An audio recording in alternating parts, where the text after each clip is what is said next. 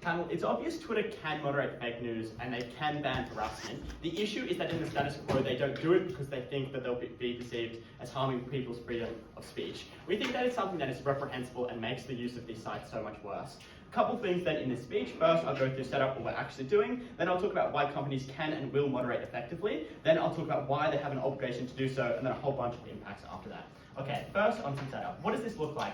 Obviously, this looks like things like bans, fact-checking, etc. And this goes to content that is obviously going to be like incorrect, but it also things like harassment and like active uses of these sites that makes people's life worse, as already happens in the status quo. But the second thing we note here is that there's just an expectation of higher punishments, which is to say they're banning people more, they're doing things like fact-checking more and to a greater capacity, and they're going to put more effort into this. But the third thing that we'd say here is that there will just generally be repercussions when they fail. For instance, when there are instances of like fake news being propagated on sites, and there is an element of negligence that exists because the company did not ban this, now they will be able to be sued in court. So there will be some sort of like repercussion mechanism that exists, which allows people to like make sure that it exists in the first place.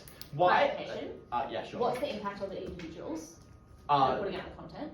So presumably they'll be banned, and they'll be taken off the site. I don't think that this necessarily results in them being sued or punished financially. This is just about the sites taking them off, the sites and the companies taking them off. But like, yeah, if we're able to sue the person for like putting fake news, like sure, we'll do that as well, I don't know.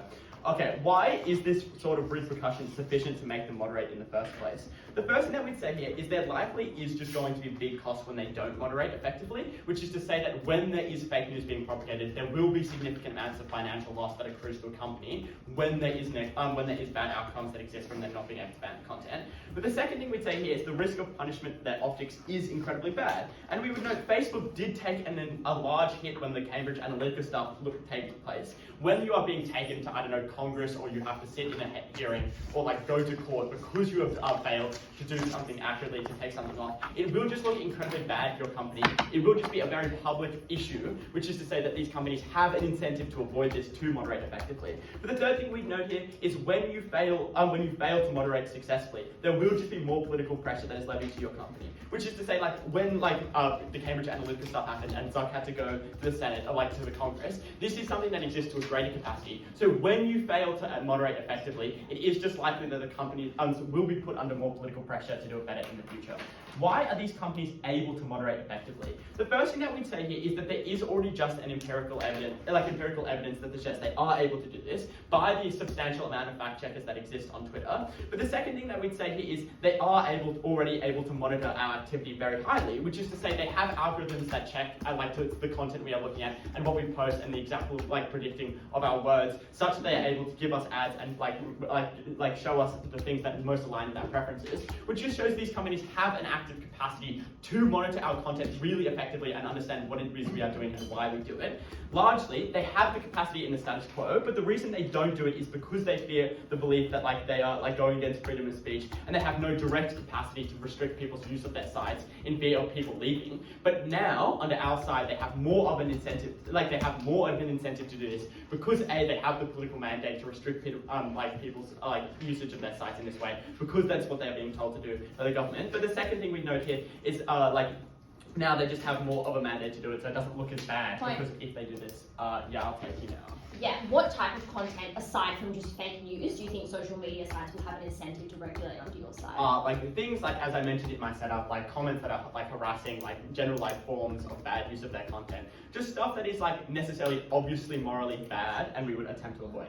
Okay, why do companies have an obligation to do this? The first thing that we note here is that they just provide these services to billions of people, and it is necessary for them to provide good services on top of this, which is to say you cannot exist in society without use of social media. At least the vast majority of people can't. So there is a necessarily obligation for them to actively moderate the content that they produce. But the second thing we'd say here is that they coercively shape our preferences already. They do things like they have algorithms and targeted ads, and they hold direct power over the individual, and there's a great asymmetry of power. So it is incredibly bad when they don't do this, because so this is something that they should avoid to do, because it further creates it increases the asymmetry that exists between our power divide. But the third thing we'd say here is that if they have the capacity to do this, and they as we've already stated they do, if you believe that it makes our political landscape better and it makes your experiences of the site better, there is a direct obligation to do this, and they ought to do this because it makes our political landscape better and because of the power that they have. Why does this make our political landscape incredibly better? We would suggest the first thing is just there is just far more fake news and it is taken down, because obviously there are things like fact checkers exist in the status quo, but obviously people don't always believe them and they can get around believing this, and you can post things in a way which maybe is true and maybe isn't, but necessarily when you have a direct obligation to take things down that's incorrect, you are just way more likely to do this, so it means you do just get way less bad content. But the second thing we'd say here is that there is just going to be less harassment and abuse that exists on these sites. And this is because there is, and this is because they are necessarily able to take things down when they are acting badly. And this just leads to less polarization that exists. Because obviously when Twitter exists, where there are two factions that levy harassment and abuse consistently across the other side of Parliament, when now the company has a requirement to take this content down, it do means that you just get a political landscape that is more engaging and is better and existing across this divide. But the third thing we'd say here is that companies are just likely to be more effective at the kind of things that they already do now because they have been given the political mandate. So this looks like in the past when Twitter was able to ban people for committing bad, like in the old Twitter before Elon owned it, when they were able to ban bad actors that were doing bad things on these sites. Now they're able to do this to a high capacity, and we'd suggest that is a far better outcome, because in the past, if they were to ban more people, they would just be they would look bad in the they would look bad in the public landscape because they are restricting people's freedom of speech or whatever. But on the outside, they're able to do this in a far better capacity. And note here, freedom of speech isn't lost under this side because it is only content that is actively forms of harassment. It is forms of fake news, which are obviously something that we would like to avoid on any side. But secondly, it is unclear why these companies necessarily have an obligation to maintain freedom of speech, because these are private companies who have an incentive to maintain their own business, business goals and aims over the rights of the general public. Over the rights of freedom of speech. The next thing I want to note is that it does just make the use of these sites far more pleasurable, which is saying there is more less abuse, and it is easier for people to get banned when they do this. I would just note this makes using these sites far more pleasurable because you do get see way less people acting incredibly badly on the site. These reasons.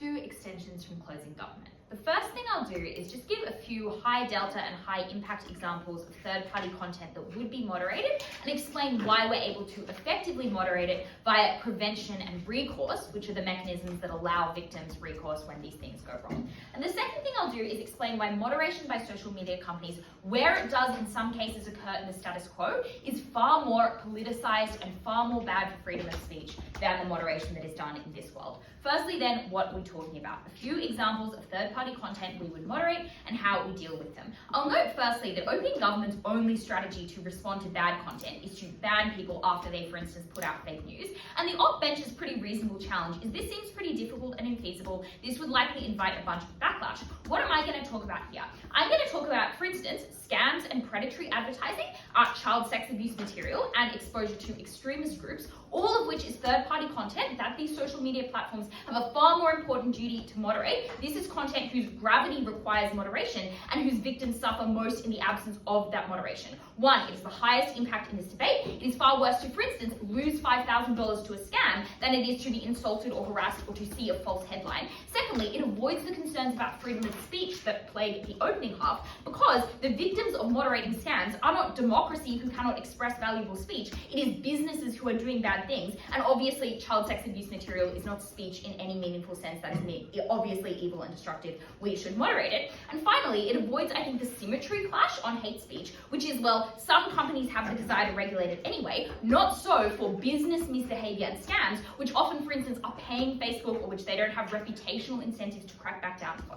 So, first premise in this argument then is that there is currently apparently insufficient incentive to moderate this speech. And of course, many people in the abstract care very deeply about children's welfare or care about the victims of scams or think extremism is bad. That is uncontentious. But there are extremely strong countervailing desires and pressures on social media companies to not do things like, for instance, encrypt or de-encrypt messages, or to support privacy, which many people care deeply about. I would point to empirically WhatsApp's attempts to de-encrypt messages in 2020 being opposed by people, even though those attempts were literally and explicitly made so that WhatsApp could more easily crack down upon the sharing of child sex abuse material. People opposed it on grounds of privacy violation. That is how much people care where it comes to the fact that their privacy or their ability to send encrypted messages will be pushed back upon.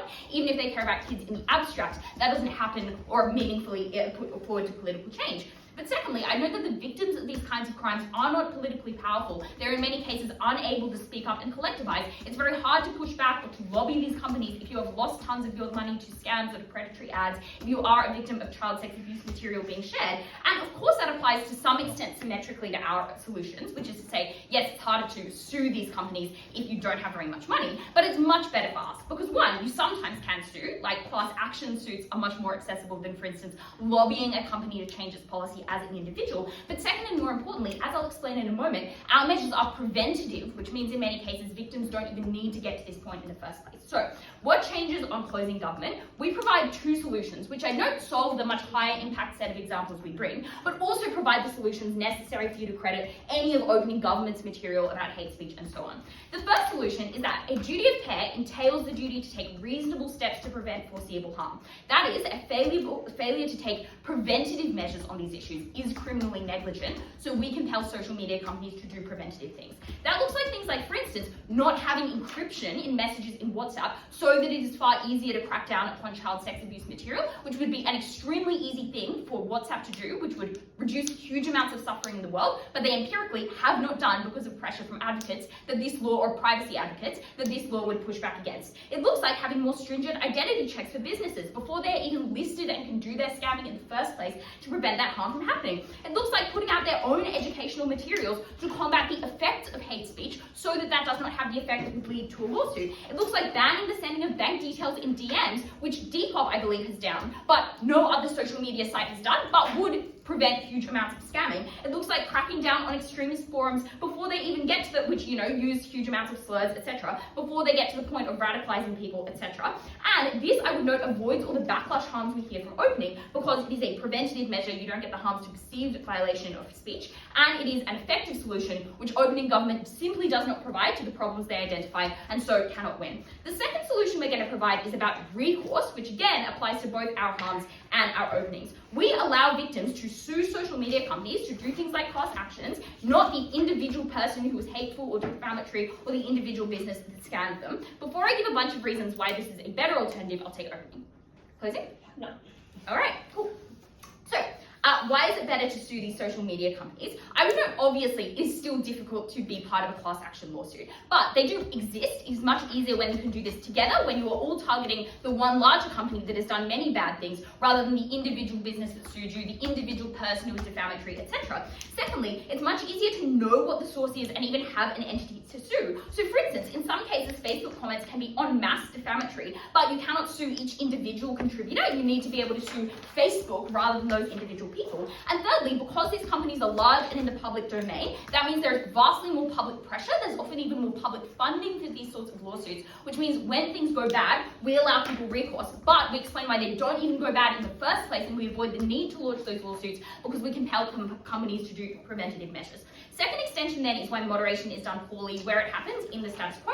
This flips opening opposition's claim about the politicization of the law. We say no, that happens more right now, and the opposition's whole concerns about freedom of speech and echo chambers. I note that moderation happens to some extent for reasons set up by opening government. They say there's some political pressure. They point to attempts to moderate as reasons why their policy would work. I say this is done very poorly. That is because, number one, this moderation is non-standardized. It differs between companies. It differs where companies have different owners. Secondly, it's often done ad hoc based on pressure from companies, pressure from advertisers, etc. And thirdly, it is very often politically motivated in the status quo. That is why YouTube demonetizes LGBT content. That is why Elon is so fickle. That is the fact that Facebook Facebook works closely with the Iranian government, and that means opening opposition's worst fears are in fact the status quo. Of course, governments can to some extent be politicised, but they're far preferable to companies because they're electorally accountable, because they care more than simply profit or the people who are giving them money through advertising. And what then changes with a legal duty of care is that these companies are following standardised metrics that need to be applied standardly, and there's far more public scrutiny on and discussion of the metrics of moderation, all of which means that the harms we hear from opening opposition get flipped. This is a very good idea, and that's why I'm very proud to govern. I'd like to thank the government member for that fine.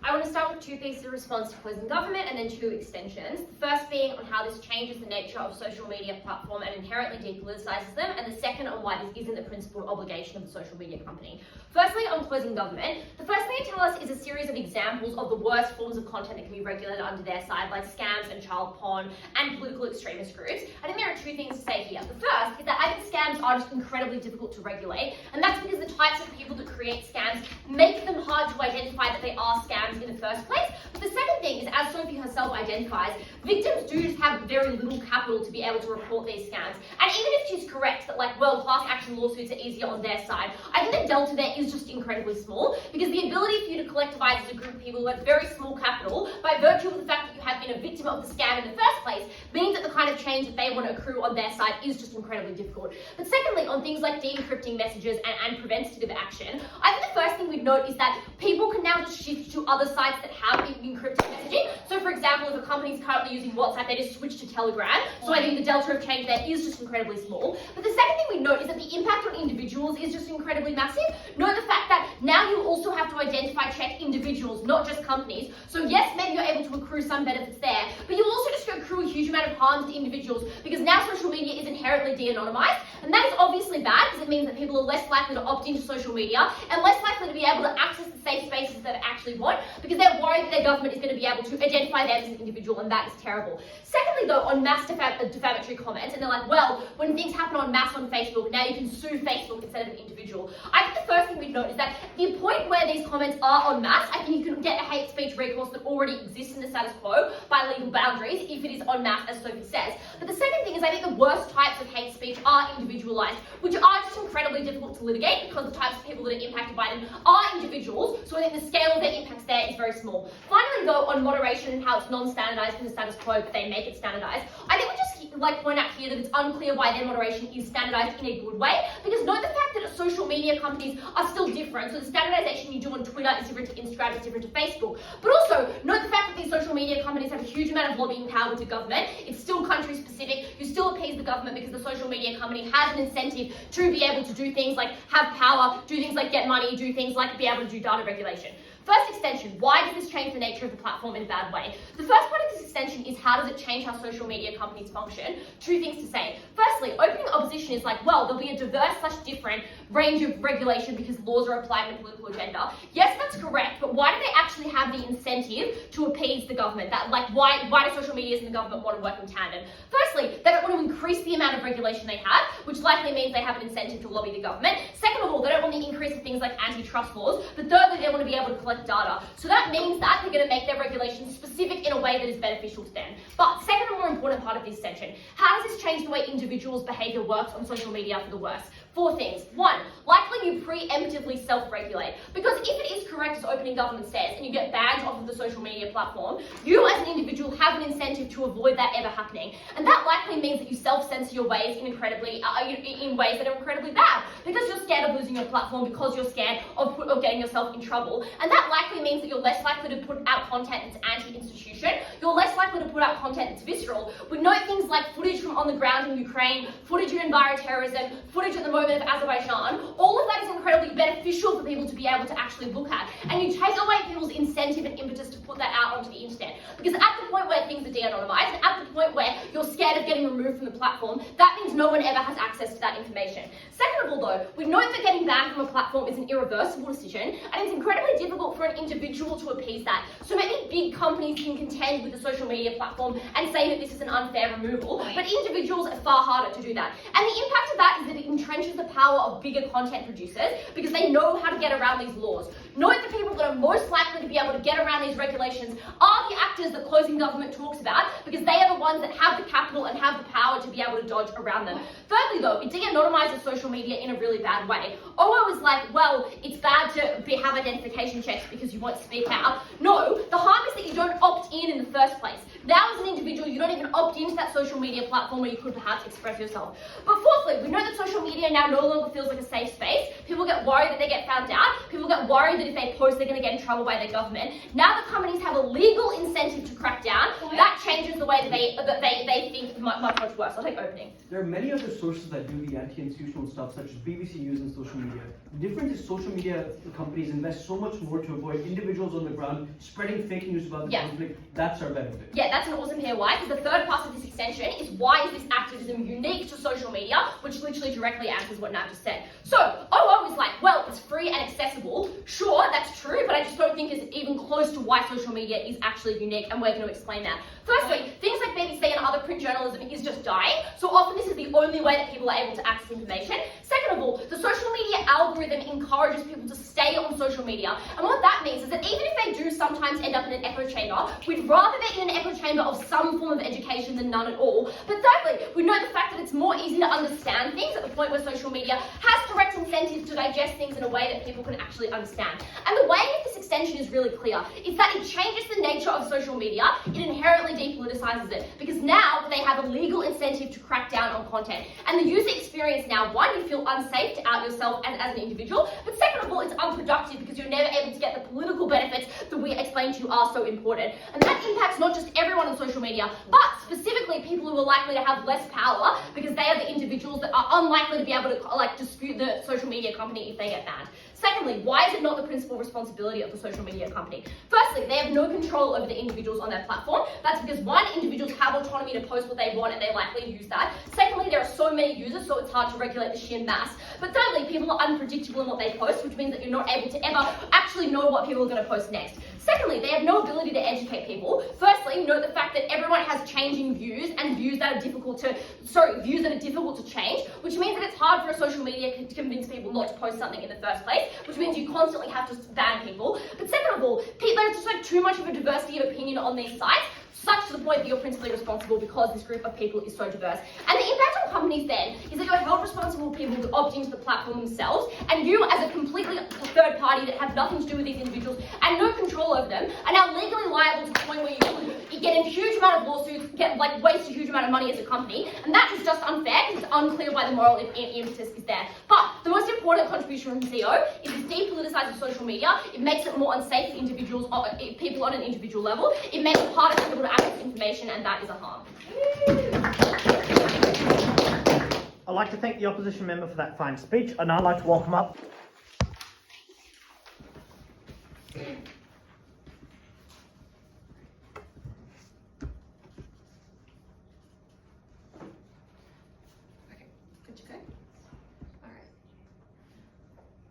The opposition bench places far too much faith in Facebook, in companies which have historically shown that they do not care about preventing the kind of harms that we have already identified, that do everything possible to wash their hands of things like the Dylan Voller defamation case, of things like child pornography being shared on their encrypted platforms. These are not companies that currently have incentives to protect people. We are the only team that proves that we give them that incentive. 3 things in this speech. Firstly, defending our extension and the responses it gets. Then on CO, and lastly on OO, noting that we will outweigh OG in the process of defending our extension. So what do we bring you? 2 main extensions. The first is that we simply bring you more effective examples of why this particular moderation is especially important. We tell you that this is able to prevent things like scams, things like the distribution of child pornography, things like trapping people in echo chambers, sending down a pipeline to extremism. And we tell you the reason for this is that now there are currently countervailing narratives that encourage these social media platforms to ignore these things. Things like, a desire to make a profit, etc. We rid them of these countervailing desires when we tell you the most important thing must be abiding by the law and protecting its consumers. And we give you mechanisms as to how you actually get recourse. Things like making that aren't simply things like banning users retrospectively, which I would note is the only mechanism that CO wants to engage with in our case. We tell you that there are many more things you can do. There are preventative things you can do, like crack down on sharing specific details in DMs, which mean you're unlikely to get a fraudulent transaction occurring. Like, I guess, I'll just use one example there. Additional recourse as well is that if a social media company has failed its burden to you to protect you, you can simply sue. And the second extension we have is that we give reasons that OG does not provide, that the current moderation is insufficient. Now we explain that moderation gets standardized and scrutinized. What responses do we get? I would note here we get 5 responses, all of which are mitigation from CO. The first is that scams are particularly difficult to regulate. The first thing to note is that we give you reasons, like you can monitor when bank details are sent, which you are actually able to stop people from transacting at the very least. That seems like a reasonable sort of regulation. But secondly, even if it is difficult, at least it is possible or more possible under our side. There is currently no incentive for Facebook to stop people from buying off of dodgy websites because they make money through that transaction too. Secondly, they say that victims can't report or collectivize when they are victims of scams. The first thing to note is that you probably can. If you and a group of other people have fallen victim to a particular scam, you can leave bad reviews. You can collectivize in a Facebook group if you become a victim of an MLM, for example, which people already currently do. You can find other victims very easily, but additionally you now know that there is a capacity for recourse. You don't just get told by Facebook, damn, that sucks, we've removed that account. You are actually able to collectivize and form a class action suit. Much more incentive exists there. The third thing they say is now you can just shift to other apps like Telegram if you want to share your child pornography. The first thing to note is presumably Telegram is now beholden to these this duty of care, which means that this shifting effect gets worse on their side, better on ours. The second response though is that very few people do actually shift to things away from things like WhatsApp to Telegram. If you for the reasons that they give about social media being so central to so many people's experiences. The fourth response is that there is already recourse which exists. We tell you that simply is not the case. When Dylan Voller was exposed to defamation in the comments of an article written about him and posted on Facebook, Facebook said, not our problem. That is the kind of recourse which we would be able to get under our side of the house. The last response they get is essentially just this moderation would be standardized poorly, lobbying exists, but surely give us some credit. We could presumably do it at least a little bit well, and anything is better than nothing. What does CO tell us? They essentially have 2 extensions, the first of which is this depoliticizes social media, a bunch of responses. The first is on this notion of the fact that people now preemptively self-regulate. The first thing to say is that can probably be good in a lot of instances. They give you examples where it's bad. I can give you more, if you refrain from bullying someone, that's probably a good thing. The second thing to say is you do have a strong incentive to share all the material they told you was important, like footage on the ground in Ukraine, that probably you're already doing something which the Russian government doesn't want. Why would you not do something that Facebook doesn't want? Additionally, you can just appeal if you get banned. It's so unclear why they rely on us not being able to do that. They just assert that is the case. Obviously not the case. If you can appeal that the reason that you were banned is because you were doing something which is objectively good, presumably that can get reversed. And they say banning is irreversible. No, it's not. And now you additionally have a legal mechanism to litigate this ban if it was done in the pursuit of a particular law. The next thing to observe is that we don't rely on the mechanism of banning, and that is the only one that they identify. We say that you can preemptively prevent things like the sharing of bank details. It's unclear that that is not something that can be done particularly well additionally. The third thing to note is that, the third thing that they say is you can now trap people in echo chambers and they can learn from it essentially. Obviously that is evil. We give that directly response in our material about how echo chambers can be used to put people through a pipeline to terrorism. That is probably a massive harm. And fourthly, all of this material just relies on this moderation being done exceptionally terribly, to the extent that you would ban someone for sharing a story about their identity, but not ban someone for being an actual terrorist. Obviously, I think there is some capacity that these governments can have to do this particularly well. They additionally say, that social media doesn't have a principled obligation to do this, but note that we sidestep this because we prove that this is not preventing people from being exposed to different perspectives, it's preventing crimes from occurring that currently social media companies do not do. Before I move on, I'll take you guys. If there are some profit incentives still existing because they want to make money, but you also just add government's incentives to shut down protests and maintain power, what is your benefit? So, we're not talking about Okay, I'll get onto your case in a second, because that's essentially your case. What does OO tell you? Two things. The first is that this can be weaponized by governments in a particularly unfavourable way. The first thing to note, though, is as Sophie identified, this is not reflective of the fact that this already happens. Facebook already cooperates with the Iranian government in terms of identifying protesters, for example. You need to prove why in an authoritarian dictatorship this was the tipping point that would lead to worse outcomes for activists in this particular group. Obviously that was not the case. Given that it is a dictatorship, that seems like a worse impingement on people's rights. But the second thing to note is that the examples we give you, like scams, are apolitical. These are things that governments can moderate well and apolitically, and that was a unique benefit that you only get from CG. Additionally, we tell you that the second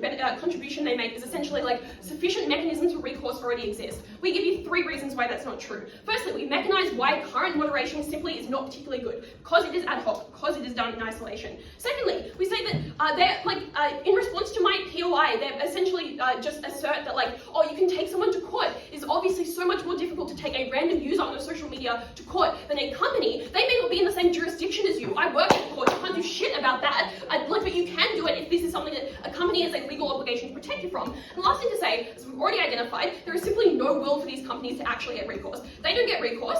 These guys don't get the depoliticization they want to talk about. Get up over OG, examples that matter. So proud to govern. I'd like to thank the government whip for that.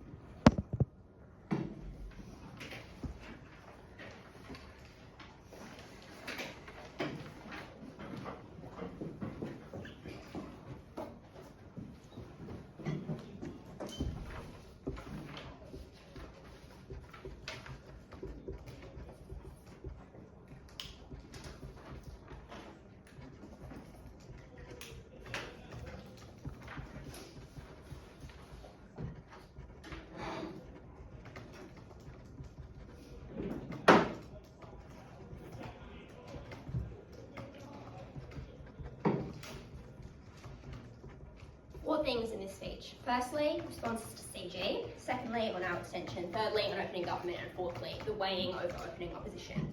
Firstly then, in response to closing government, and their 2 extensions. Firstly, they tell you a series of examples of the content that is likely going to be banned and why this is far better than the status quo. 6 responses to this. First thing to say is, as Beta tells you, first example they give of content like scams is incredibly difficult to regulate, and that is because scams can happen on other forms of platform. It is unclear why scams are unique to social media sites. You can get scammed when you do things like interact with the internet, when you do things like respond to text messages, when you do things like get pop-up ads on your browser. It is unclear why they are able to entirely take scams out of society at the point at which they remove them from some social media campaigns. That just seems untrue. That necessarily means the scale of their harm is mitigated to an extent where it doesn't win them a debate. Second thing to say though, is that the companies that have the most amount of power are just going to be able to do things like overcome these sorts of regulations. It is incredibly unclear why they do not have the capacity nor the incentive to supersede these sorts of regulations, and that is because they have large amounts of power. They care about doing things like hurting consumers of content. Therefore, they are obviously the most likely to be able to do things like go around it. And importantly, when they do things like go around pre-existing regulations, they necessarily make it far, far more harmful for the consumer because they are doing it in more pernicious ways. That is far worse for you as an individual. Thirdly, their point about collectivizing is just really untrue because it is incredibly difficult to collectivize as a community with the specific examples that they provide you. In the instance of things like falling trapped to internet scams, it is very hard to collectivize because you just do not know the other individuals that have fallen to those sorts of scams. And importantly, the types of people that fall to things like internet scams just are older individuals who have less agency and less incentive to hold these people accountable. It is not young people who are likely to go into the courts. It is incredibly difficult for them to collectivize. That is a speculative benefit that I do not believe that they can claim this in the day. But also, just like things like child sex and child pornography and images like that, super hard for a kid to fucking collectivize. A kid is not going to take somebody to court. That is again speculative, which is super untrue. Fourth response here, Nicola tells you that people like Telegram are now going to be able to be held responsible. First thing to say is that Telegram is not a form of social media, it is a messaging app, so it's unclear how those sorts of things fit in the context of the debate. But secondly, encrypted messages are the primary purpose of sites like Telegram.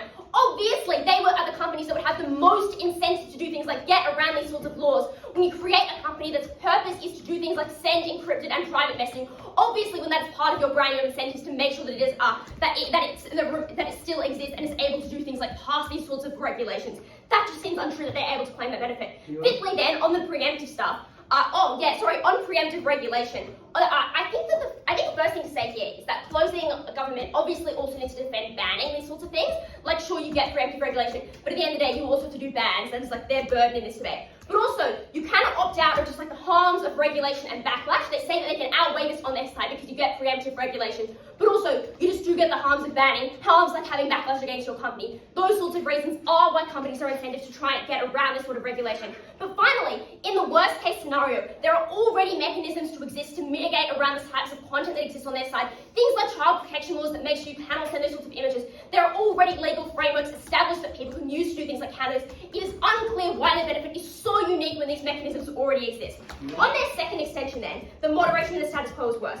First thing to say is that they never prove why theirs is necessarily better, just to say that ours is harmful. It is unclear why governments are not bad actors. It is unclear why governments would not do this initially. Importantly, when things like governments are changing every time, governments have different agendas, why would this regulation not change as those sorts of things happen? But secondly, even if bad political actions exist on our side of the house, on their side it gets far, far worse because now governments are able to do things like provide a wide lens of justification for their actions.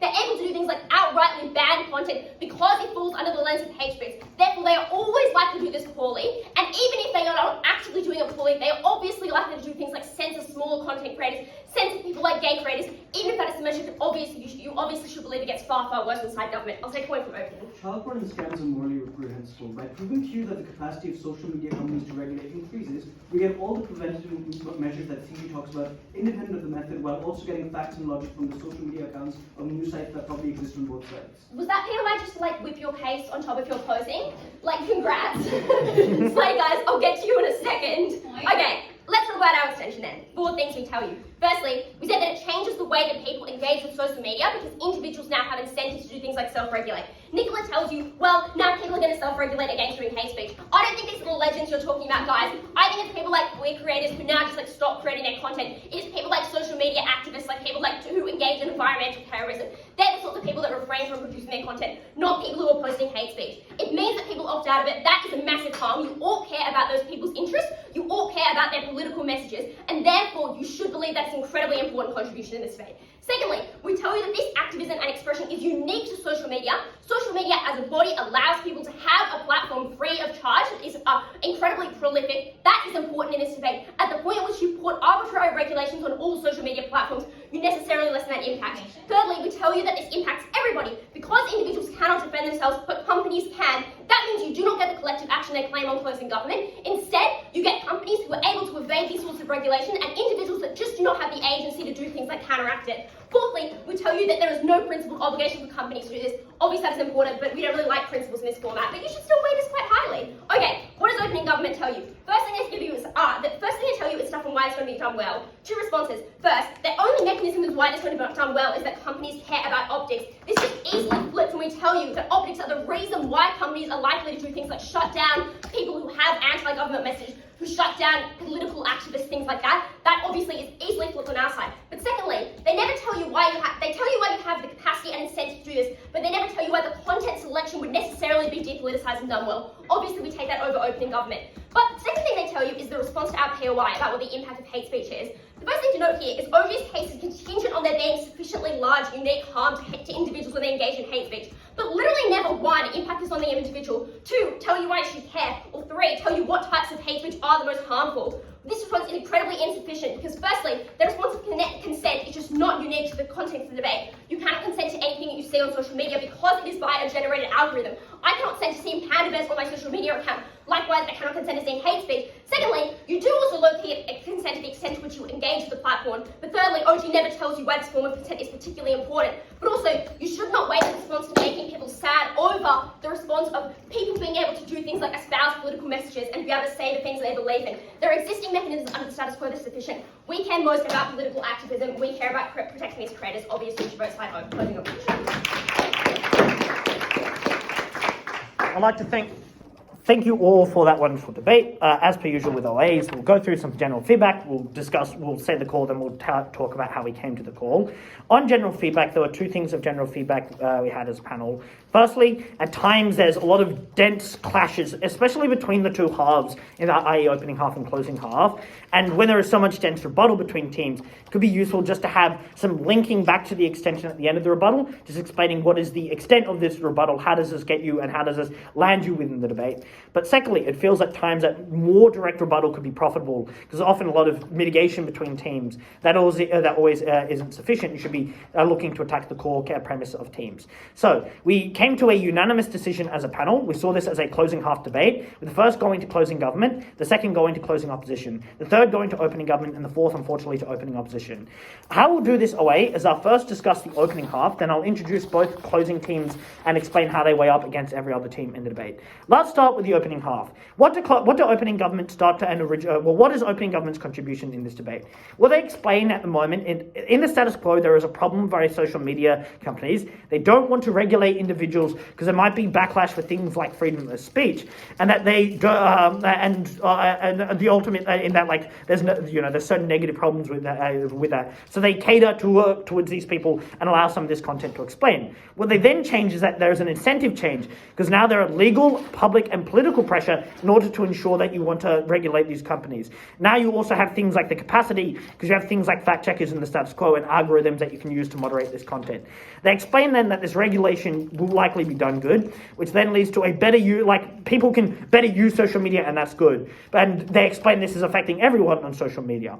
They secondly explain that there's a principal obligation to do this, because social media is provided for billions of people and it shapes people's preferences. So it should probably lead to individuals having like good social media, in that this is something that they provide, so they should provide a good service.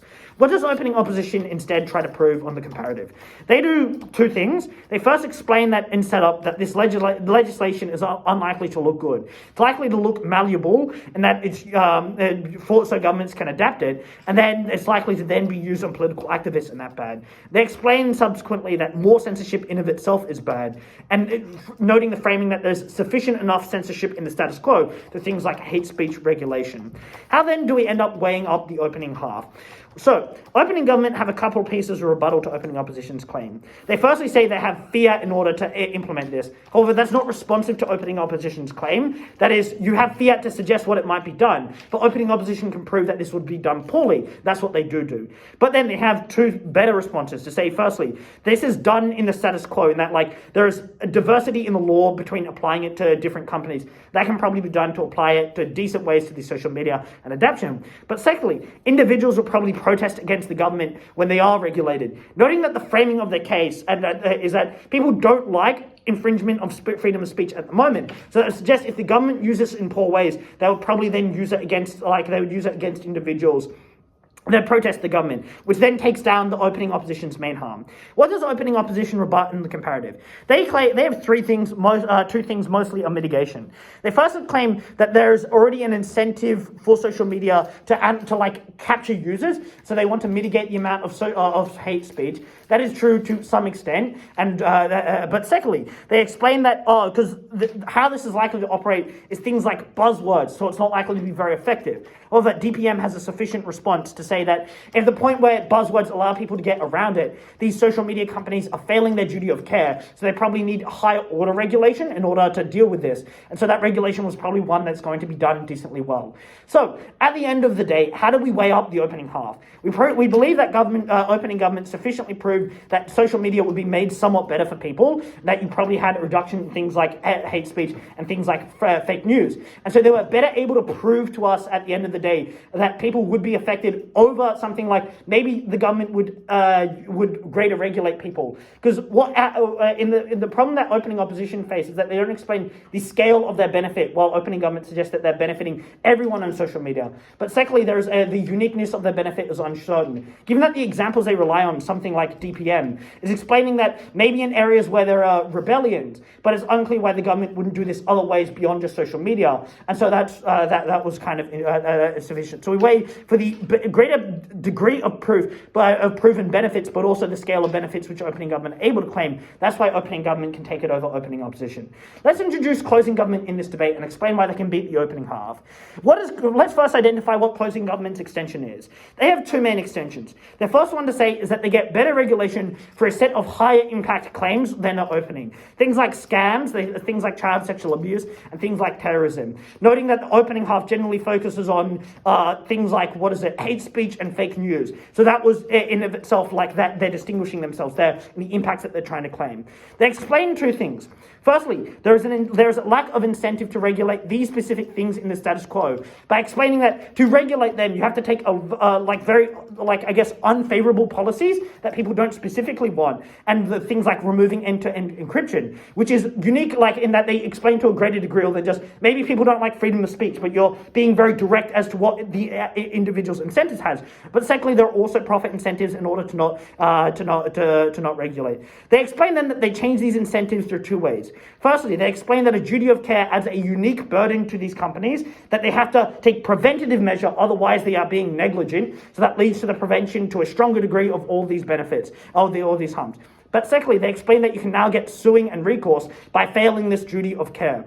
The second piece of extension that they explain is that moderation in the status quo is bad in of itself. And that they explain that it's currently non-standard and that due to things, and there's also political pressure by companies in order to lead it to being non-standard, and from entities as well. They explain on the comparative that governments will do this better because they have electoral incentives and they aren't as hamstrung by money. And so ultimately, sufficiently prove that. How then did we weigh closing government's extension compared to opening government? We thought that closing government's extension was on a higher scale in that they explained to each individual hurt, they were likely to be this harm was much higher to these individuals. They explained, given the weighing is $5,000 was probably more than maybe your feelings being hurt or seeing a harmful comment. But secondly, the impacts are ultimately clearer as well at the end of the day, in that it's to the degree of what opening government were able to prove and how they prevent that all, compared to what closing government prove how they prevent this stuff is more direct and more unique, because the problem that exists in the debate that hangs over opening government's cases, how unique is this benefit given things like hate speech law? Closing government explained that these things even are very hard to deal with. We are able to uniquely deal with them, so claim on the greater scale of benefit there, thus are able to outweigh the opening. Let's then talk about the short diagonal and why closing government can also beat opening opposition. In the best case scenario of opening opposition, what the closing government explained is that the regulation is likely to be better. So even if there are political incentives under opening opposition, they explain that the comparative is likely to be one that is worse, given the non-standard pressures and the government, but secondly explaining directly in that, their extension directly rebuts opening opposition's case. That is, what they explain is that the government does this well because of electoral incentives and they aren't as profit motivated, while companies will do this a whole lot worse because they do have these profit motivations and other political pressure flipping this. But they also explain sufficiently that that you probably have people engaging so that explains. So the extension you take basically deals with the opening opposition's case, and then they're thus able to outweigh opening opposition on a scale. Firstly, that they explain is what they're dealing with is something that's uniquely apolitical, and so it's something that doesn't get as much benefit. So I guess they claim a more unique and larger scale benefit than opening opposition. But they also then explain these again more individual and approximate harms, things like people stopping people from losing money. So on that they're able to outweigh opening opposition. Let's then bring in closing opposition into the debate and explain how they take it up against every other team. Let's first analyse what closing opposition's two extensions are. They first claim that this makes the platforms worse. This argument has three premises. They firstly explain that you change the function of these platforms badly, in that these companies don't want regulation, they don't want antitrust law, and they do want data, so they do lobby to some degree. They then explain that individual behaviour changes. They self-regulate through a chilling effect because they know that a ban is an irreversible decision, something that they want to avoid. But they also don't want to face any other problems of all this regulation, and they that might exist when they do post something that's visceral. But finally, the framing of this is that a lot of individuals engage in social media quite uniquely, both for its algorithm to reach people in a unique way, but because print media is dying. So it's good for these people to access social media where they couldn't, where they don't have the benefit otherwise. The second extension to explain that they have is that there's no obligation, principally, because it's something that's quite hard to do, in that people are unpredictable. You probably shouldn't be regulating people because, probably shouldn't be putting it on social media companies when it's the individual's problem. But secondly, it's a larger scale. Secondly, because of how many people. Why does that outweigh over that opening? What they prove is, firstly, they better prove they have, better proof of their benefit, and that what they explain is that here's why people will be turned off social media and why this is bad. So there's the clearer link compared to the opening about the degree and scale of regulation on political activists that does occur. But secondly, they explain that this occurs uniquely on a larger scale, given that they're explaining that it affects everyone, not just in jurisdictions where the government might want to oppress you, but in jurisdictions where the government may not want to oppress individuals, or even on scale, so it affects people who might want to publish things on or things like queer content creators. It also looks like people who are posting about the Ukraine war, and so have that larger scale of benefit, which allows them to outweigh the opening. Let's then talk about the closing half in this debate. There ends up being a lot of rebuttal against each side. Closing government. So what does closing opposition say against the closing government case? Their first claim, and what it ends up is being a lot of mitigation. The first claim that maybe this is something that's going to be difficult, but Whip explains that maybe this is also something you can report, and that you can probably do it through the function of social media itself. Secondly, but it doesn't respond to the preemptive measures that likely will exist.